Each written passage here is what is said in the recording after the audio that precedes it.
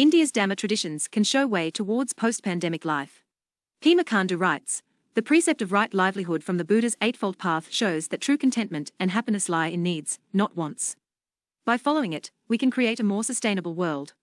Lord Buddha talks of an Eightfold Path, which is constituted by the right view, right aspiration, right speech, right conduct, right livelihood, right effort, right mindfulness, and right meditational attainment. Representational photo.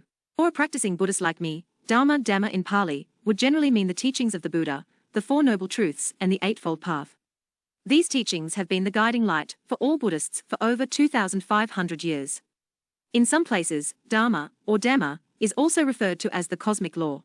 There is a story from the life of Lord Buddha that I would like to share. One day the Buddha asked his monks, "How long is one's life?" One of them replied, "A few years." Someone answered, "A few days." Another responded, "Between meals." Finally, the Buddha said, "Life lasts for the duration of one breath. One breath is all that life is." And the COVID-19 pandemic has made us realize the value of our breath. The past 2 years have seen great misery around the world due to the pandemic. We have lost people close to us. We have also started to look more inwards in these 2 years. This pandemic has made us realize the value of family and the joys of life that we often ignored. On the pandemic, His Holiness the 14th Dalai Lama shared his thoughts. Ancient Indian tradition describes the creation, abiding and destruction of worlds over time. Among the causes of such destruction are armed conflict and disease, which seems to accord with what we are experiencing today. However, despite the enormous challenges we face, living beings, including humans, have shown a remarkable ability to survive. Indeed, humans have this remarkable ability to survive. Our ancient wisdom of Dharma, or Dhamma, teaches us to come together in times of adversity. The entire scientific fraternity came together and got us the vaccine in record time. Such is the power of humanity. https://images.indianexpress.com/2020/08/1x1.png.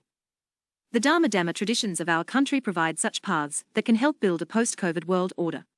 Lord Buddha talks of an Eightfold Path, which is constituted by the right view, right aspiration, right speech, right conduct, right livelihood, right effort, right mindfulness, and right meditational attainment.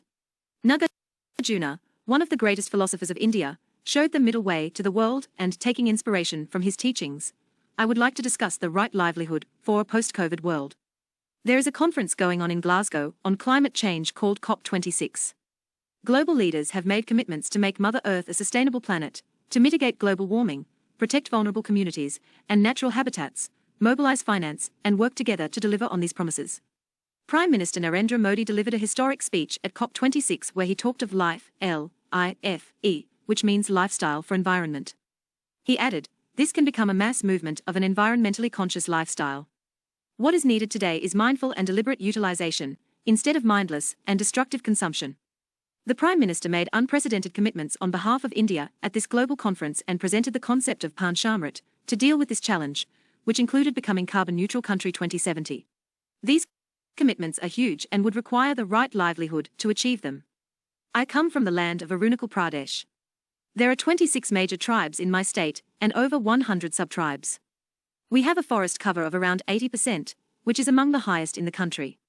Our tribes value jungle and zameen, and have evolved to live in harmony with them. In current times, there is a need to find the right balance to fulfill the development aspirations of society and conserve natural resources.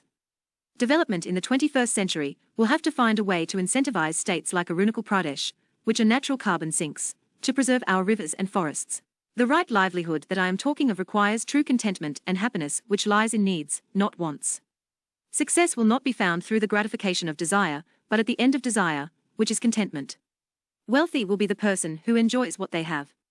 The philosophy and practices of right livelihood involve doing what needs to be done for the well-being of the self, others and our planet. It is time now to advocate and work towards reviving the Nalanda tradition of Buddhism in India. This treasure of knowledge and traditions, preserved over centuries by our Tibetan sisters and brothers under the aegis of His Holiness the Dalai Lama, must be translated into all the major Indian languages.